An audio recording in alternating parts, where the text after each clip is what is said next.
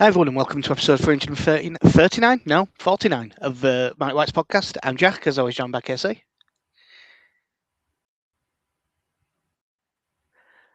And this has obviously gone weird because he isn't responding anymore. That's interesting to happen right at the start.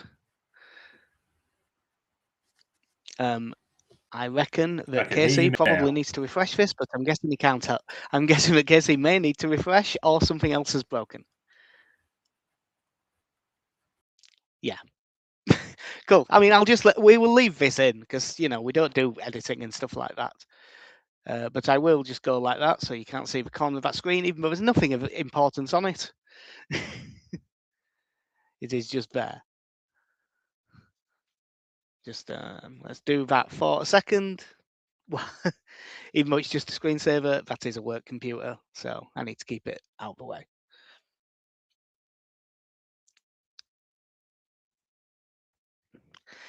The fact that he hasn't returned immediately probably means there's something broken on his end.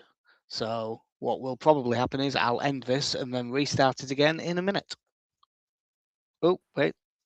I'll click cancel because he may have just got back in time. Let's have another attempt. It's going so well so far. Yeah, it's all going great. Well. So, KC, is everything now working? Yes, maybe. Cool. And technology aside, everything good? Yeah, that's fine. Cool, nice one. I suppose we'll get straight into the game. Villa 1, Leeds 1. I mean, the first thing to say is if you'd have offered them that before kickoff, I'd have snapped your hand off. Yeah, I think it's just a case of being like a number of other games this season where, yeah, you'd have taken the point beforehand, but to get that deep into the game again and concede another late goal is, I don't know if it could go so far as alarming, but it's frustrating how often it's happening. Yeah, we'll get straight into that bit, even though it's a bit of a negative way around. We'll finish on the thunderiest of thunder bastards. I reckon I could. You can't not call it a pattern at this point. I'm not like this isn't a proper slagging Fark sort of thing, or like that. But we've conceded we've dropped now 17 points from winning positions, and that's having gone in front in 14 games. So we've won 7 of the 14 where we've taken the lead, and that's not too bad. It's away. We've dropped 10 of them away. We've only led in 5 away games, and we've only won 1 of those. Yeah, Wolves is the only one. And that is probably, when you consider how many of them are also late goals, it is definitely a bit of a pattern at this point. Like, it's a good result, but there is a stat now, basically, with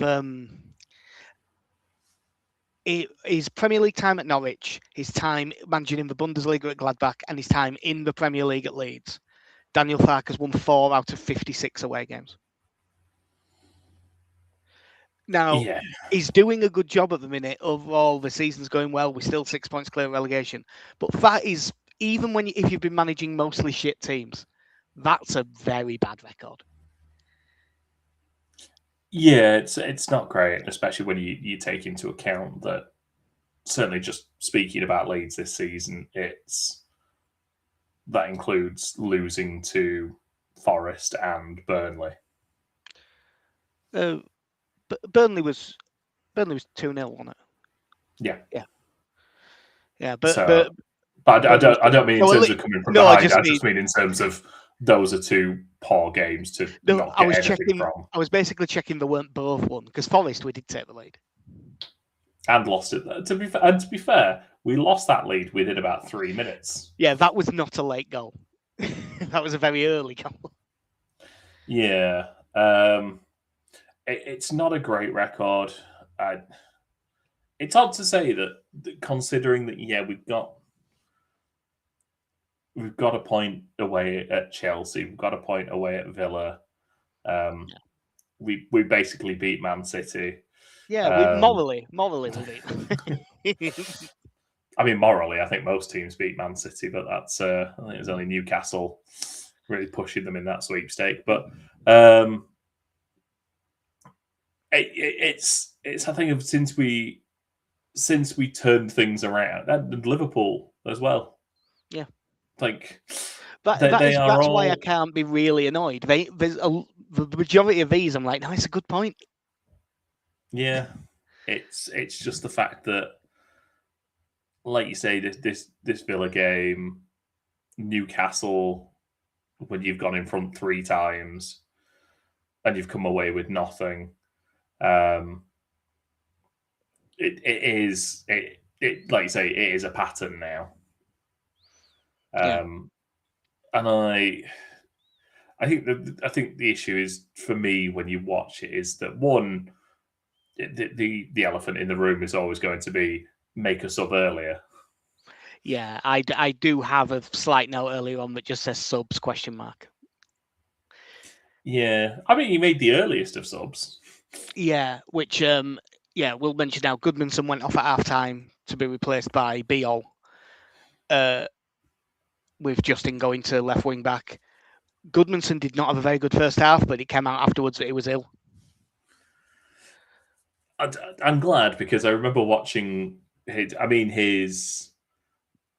I think you can pretty much encompass his performance in that pass back to Strauch that missed by about 8 yards and went for a corner. When you just look at him going, like, Jesus, Gabby, that's impressive. Yeah. So yeah, and saying that he's ill does again highlight the importance of, we probably should sign a left back in the next transfer window. Yeah. But yeah, I mean, I don't really know what. I mean, I can say off the top now, I saw glimpses of the first half and then probably about the last half hour of the game. Yeah, your holiday abroad didn't have great signal. No. No, it didn't. Whereas my holiday abroad was fine. So I, yeah, I mean, the first half, as much as it was frustrating, and I will come on to, I didn't think the subs were great again. The first half I thought were excellent. Like, they only really tested us in like the last 5 minutes of the half, and that 5 minutes was quite heavily down to some suddenly incredibly home-based refereeing, where they just got every decision for like 7 minutes, and that led to some pressure. And right at the end of the half, Carl Darlow makes an unbelievably good save. Onana kind of messes up. He should do better with the first chance, but Darlow does well to get down. But it's the reaction to slap it away on the floor.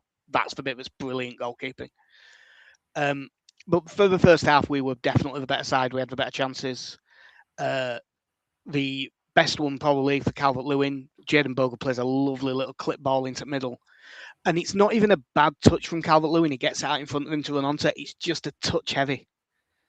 So when he goes to lift it over Martinez, he can't quite do it. If he gets a quarter of a yard less on that, he gets it over Martinez. And it goes in. But who needs a little clip over the keeper from 9 yards when Anton Stack exists? Like, just before you go into this, so the context I have for the goal is, one, so your message just saying what a goal that is, and then, because I can't access the game at this point, so I quickly go on LiveScore to see if they've put a video up, and they've used, I think, a tweet from the BBC of just Anton Stack stood over the free kick. So straight away I go, well, it's like, as he put this in the box and someone scored like a lovely overhead kick or something. And looking at the position there, at no point am I thinking, oh yeah, he's just going to go near side top corner. Yeah. Now look, if Leeds conceded this goal, I would maybe say keeper's a yard too far across. It probably is. But that shouldn't matter. He's so far out. There is absolutely no way. And it's not like because like Gruev's against Norwich in the playoff semi-final. The keeper's so far across that Gruev doesn't actually hit it that amazing. He just places it well. It bounces in. Yeah. It isn't like this that rockets into the top corner. It's a ridiculous strike. One of them where my favourite reaction of it was Bogle just running over with his hands on his head. It was a similar reaction to when Bamford scored that one at Peterborough. The players around him couldn't believe what he'd just done. And that is always the sign of an unbelievable goal, when a team full of elite footballers can't believe what someone just did on a football pitch. Yeah. I mean, as it goes today, I was listening to the Athletic FC podcast, and one of the things they were the episode was on sort of playing against a low block, and part of that discussion was the increase in shots from distance. Obviously, the comparison point for us with Stack is the Wolves free kick, which is closer in, but gives you an insight as to how he's going to hit those free kicks. Yeah, and that he does go for a lot of power with them. And he generates so much power on this. And again, that was part of the discussion, was that these new Puma match balls that are being used are lighter, and the amount of power you can generate on them now is incredible. But like you say, that just, there's part of me would say you have absolutely no right to have a shot from there. I mean, you definitely have no right to score from there. It's a ridiculous goal, and I mean that's his third direct free kick scored this season. I don't know. That's a lot. That doesn't happen very often. But I read something on Twitter that I have not in any way fact checked, but I'm just choosing to believe is true. January 6th. Like, yeah. Apologies. No, don't go on Twitter. Don't go on Twitter today because of Tourette's. And if you don't know, lucky you. The stat I saw was that he's only actually had 5 shots from free kicks this season. No, because he shoots every other time he's in possession. Yeah. But if you scored 60% of your free kicks in February, yeah, I mean, that's insane. Yeah, poor man. That's how insane this is.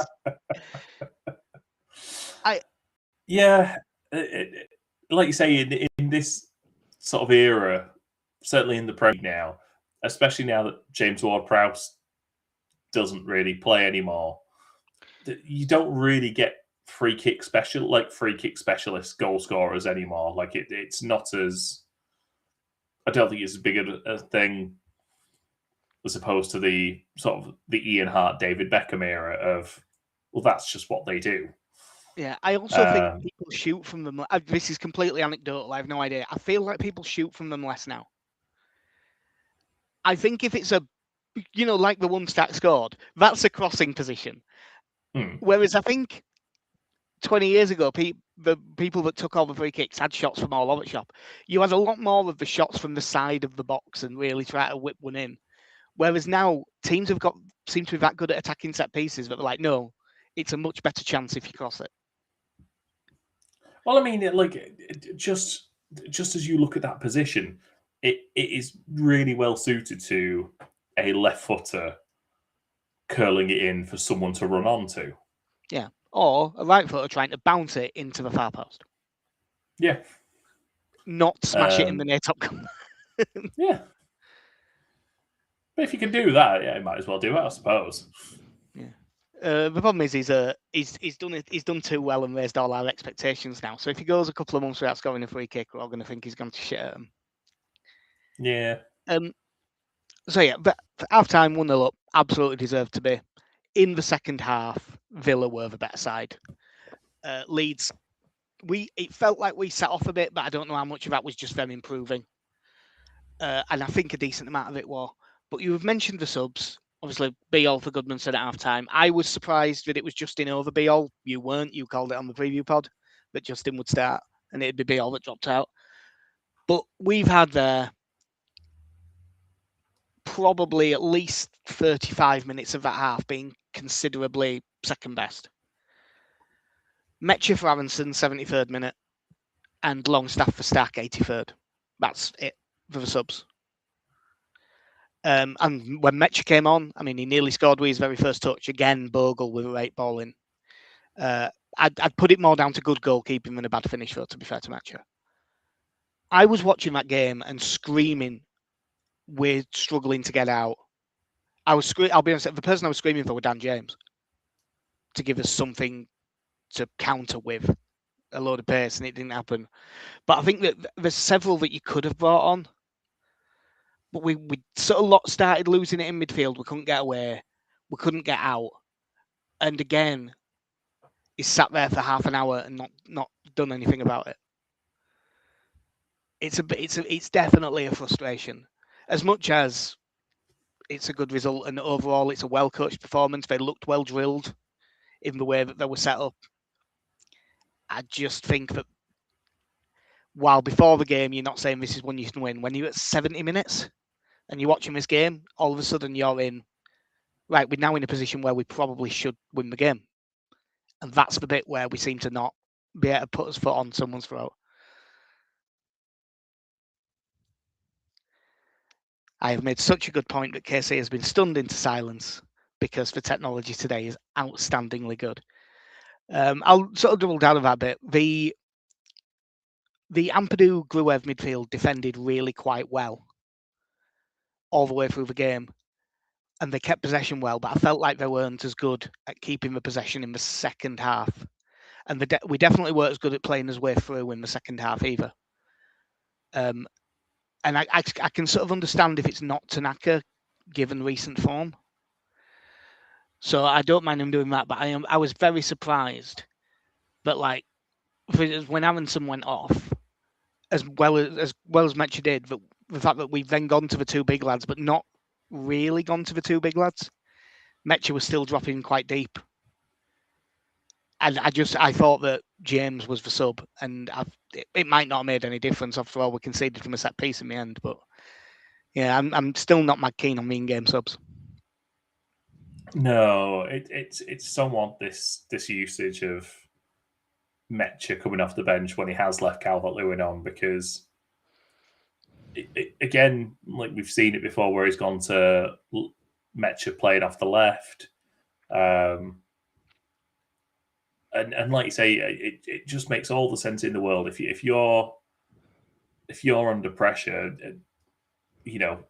get two up top, and whether I think it could be any one of Tanaka, Nonto, James, just one of those in and around them, and you've got your two centre forwards who you can play out towards, that have the ability to hold it up, and someone else who can bring in a bit of pace.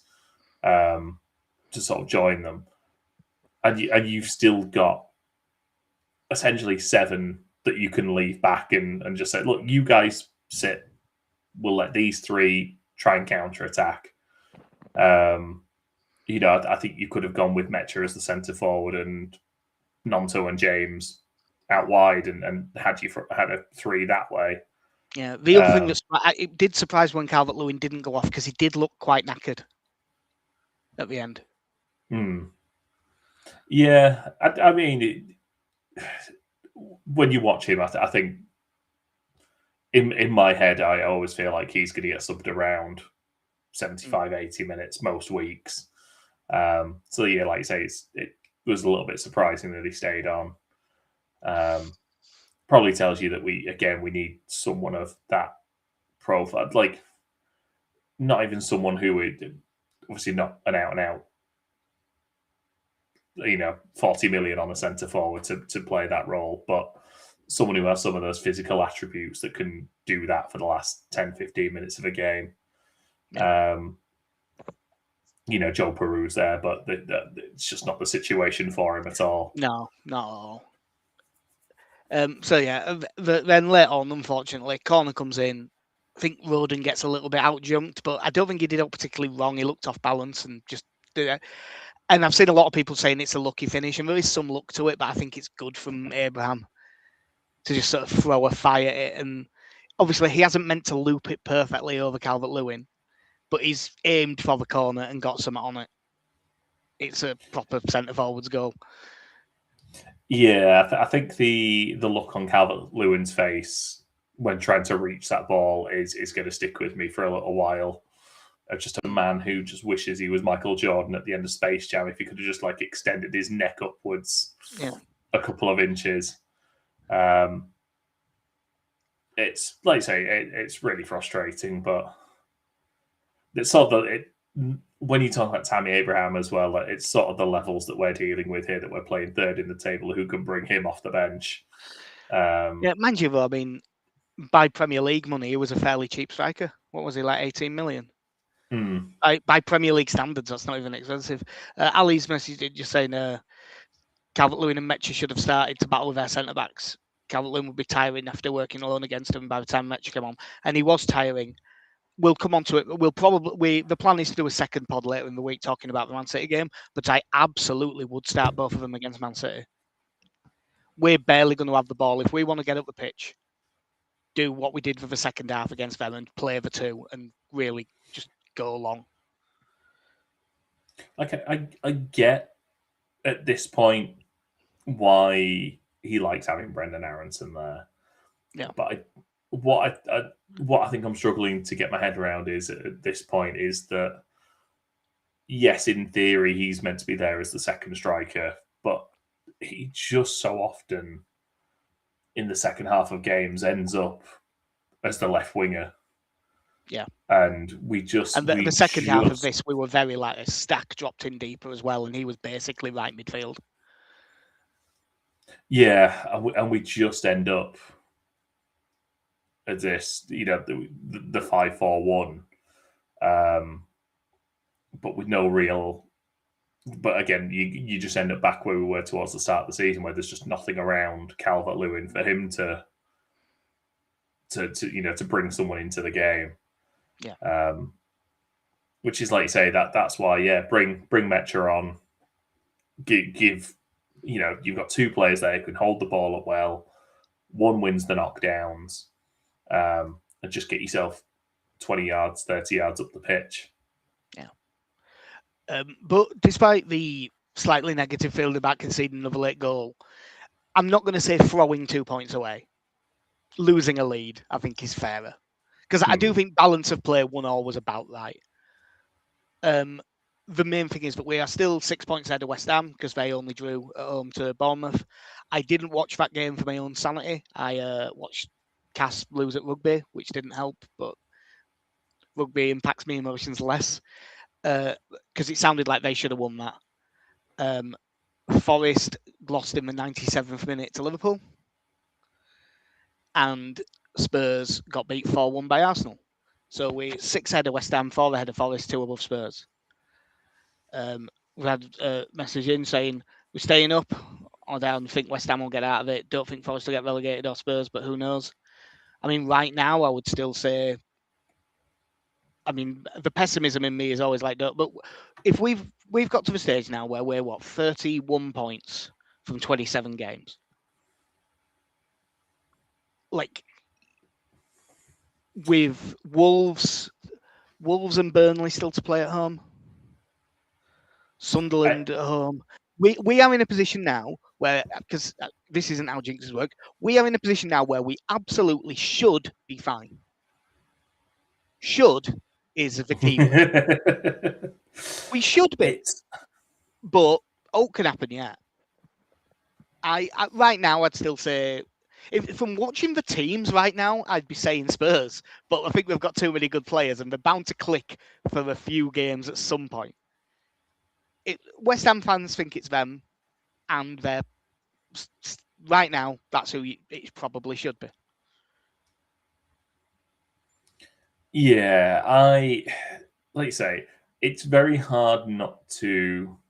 I think at this point to see us not getting 2 wins and a draw from your last 11 games.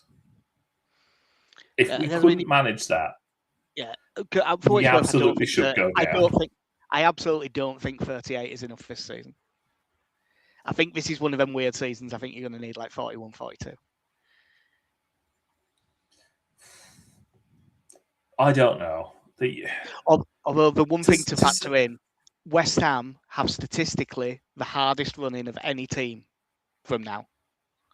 Of any team in the league, not just at the bottom. And Leeds, statistically, I believe, have the easiest running of any team. Basically, once the Man City game's out of the way. And that should make me feel more confident. But the natural pessimist in me is going, oh, so it's really going to be our fault when we fuck it up. Right now, I find it hard to see us not winning a minimum of 2 home games and probably 3. And if you do that, I mean, just three home wins between now and the end of the season, that's 40. Yeah. We'd have to really make a bollocks of it. The thing is, we could, because anyone can. Yeah, I mean, for me, you look at in 11 games, you're asking West Ham, if you're going off the basis of, let's say, 40, West Ham have got to pick up 15 points in there. Yeah. And like you say, they still have to play Man City. They still have to play Arsenal. God help down to the last game of the season. It can't go down to that last game. It just can't.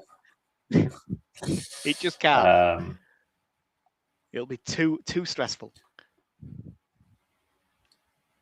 But yeah, like they've got, what is it, away at Newcastle, home to Arsenal, home to Man City, away at Villa, just kind of picking out a couple of games. They're away at Brentford.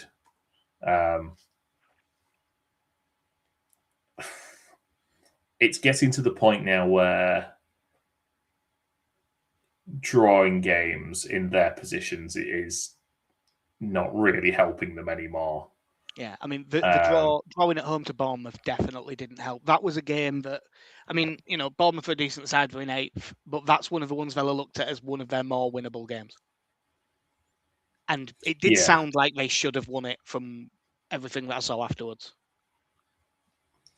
I mean, I ended up watching the last half hour of it, and I will say, I know XG isn't everything, but West Ham 2.87, Bournemouth 0.65.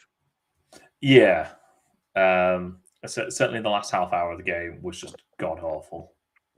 It was a dreadful game.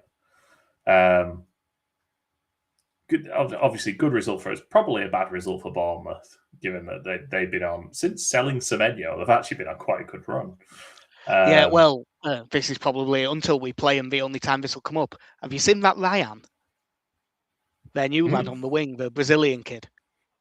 He looks good. He looks like a cracking player, that lad. Yeah. So I think at this point, there is going to be a little celebration in my head now, just every time I see West Ham drop points, generally. Oh, absolutely. It's going to be horrible. This certainly the next few weeks now, because I'm, optimistically, yes, we can get something from Man City, but it's still unlikely. Yeah, I know Leeds' home record is amazing. You've got a better chance than you have in. Yeah. It'll probably be dark by the time we kick off against Man City. They want the lights on either way, but it's 5:30, isn't it? So it should be. Yeah, get them on. But yeah, it's just we're at that agonising point now where, yes, you've got bodies in between us and West Ham at the moment as well, which is a nice little bonus. But as you said, with Spurs, it's really hard not to see it just clicking in 5 games for them to pull away and win those because they have got a squad that should win at least half their matches at this point. Yeah, and they can't just all keep being injured forever. Like, they must be going to get some of them back. Forest will be the interesting one to see how they are now if they end up getting another manager between now and the end of the season. I mean, to be fair to Vita Pereira, I mean, obviously winning 3-0 at Fenerbahce and I did watch that game, they were pretty good. And losing 1-0 in the 97th minute to Liverpool, they played fairly well, by all accounts. I didn't watch. I was going to watch Forest and Liverpool when I finished work, because I finished at 2 yesterday. But I had also had about 45 minutes of sleep the night before, so I had to go have a lay down. And I put it on and went, I'm going to lay down and watch the game. And I think I fell asleep 3 minutes in, and I woke up after full time. So, so I have no idea. Yeah. I mean, the hope is, I mean, you'd think they probably would, given that with that 3-0 win away from home. My hope is that Palace and Forest and Spurs continue their march through Europe and knacker themselves out by the weekend. Absolutely. Every time. I hope that, I mean, I think Palace are high enough up that I think that they will probably be fine. I mean, they've still got 4 points on us. Palace are allowed to win the Conference League if they want. I wouldn't mind Forest getting beat in the final of the Europa League. Yeah. I don't want them to win it. I don't want them to win anything. Get to at least the semis, though, and then don't win it. That's probably what we could do with. Yeah. But it's those sorts of things, you know. West Ham are still in the cup as well, and I know we are as well. But the gentlemanly thing clearly for us to do is put the 21s. Yeah, I'll tell you what. Get the tackle I saw from the 21s from the weekend. Is it Pickles who put in the tackle on? I'm trying to remember which Chelsea player it is now. But one of their first team players in the 21s. It was a very Sunday League tackle that got a yellow card. But I looked at him and went, good lad. Well it's done. probably obviously I didn't get to see all of that either. But by all accounts, Jadon Leonu was excellent in the game against Chelsea for the 21s. So that's always good to see. Anyone playing left back that does well in a Leeds shirt, I don't care if it's the under 15s, I'm going to be like, ooh, a left back. Yeah, I'm just apparently the Leeds website is undergoing maintenance, so I can't look at that report there. I'll have to go on the Chelsea website apparently. Purely because I'm trying to remember who it was that was in their team, because it was one of those things where you're just looking going, they've actually used some first team players in this. I mean, who was it on? Romeo Lavia. I was going to say, absolute crunching tackle. My joke answer was going to be Lucas Piazon, because he may as well still be there. He's not even real. So yeah, just to go back, talk a last little bit about the Villa game before we go. Obviously, Stack is going to get the plaudits because of that goal. That's going to be the thing you remember from the game. But I thought Jadon Bogle was excellent. I thought he was brilliant all game, and he was definitely my standout, my man at match. I think that kind of this period of games where I think certainly when you looked at the Chelsea game and how we were going to use him, I thought he had a very good game there. Said a good game against another good team. I think at this point, given how it went for him with Sheffield United, I think I do feel comfortable enough in saying that, I think he is a Premier League right back at this point. He's absolutely, and he's if he was to go anywhere from here, it's upwards. Like he not sideways, upwards, and forever twirling towards freedom. But yeah, he's looked so comfortable in this, and I think having the three at the back has really freed him up and really plays to his strengths as well. We didn't get to see it as much in this game, but that is the big upside when Justin plays as the right centre back. They seem to really like playing next to each other. Yeah, like I say, I know we've not seen it a massive amount, but though the way they linked up in the Forest game as well, but it is nice. Like we've gone through. I mean, what are we now? Are we 3 months removed from Farker out? Yeah, I think it was November, wasn't it? Because it was that Brighton away, Forest away, back to back, because there were two like really awful performances. Yeah, and we've now got to the point where you're just looking, going, no, we are getting good results against good Premier League teams. There is certainly, starting from that Man City game, is there a team? I'm not talking in terms of the performance, purely in terms of their squad and where they are in the league. Is there a team that we've lost to that we shouldn't have done? Like, I don't think there is. Well, I mean, we've only lost 2 games since then. We've got beat by Arsenal and we've got beat by Newcastle. And although we shouldn't have lost the Newcastle game, player for player going into the game, we should lose that game. So we the only frustration is there's a couple of them that we should have won, and you add 4 points onto us, and it's really comfortable.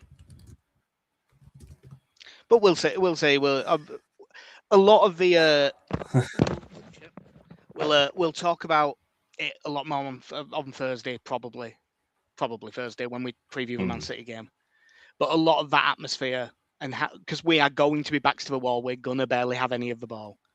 A lot of how the crowd deals with that will depend on how Anfield has gone, because it's Liverpool v West Ham. If Liverpool beat them like 4-0, I think the atmosphere will just be fine regardless of what happens. Yeah, and we'll see if it. Otherwise, people might get a bit nervy. But we'll talk about that more on team selection and stuff like that when we next back. So, to add, Casey? No, I think we're all good. Nice one. Oh, done in plenty of time for the school run as well. So, yeah, I've been Jack. See you.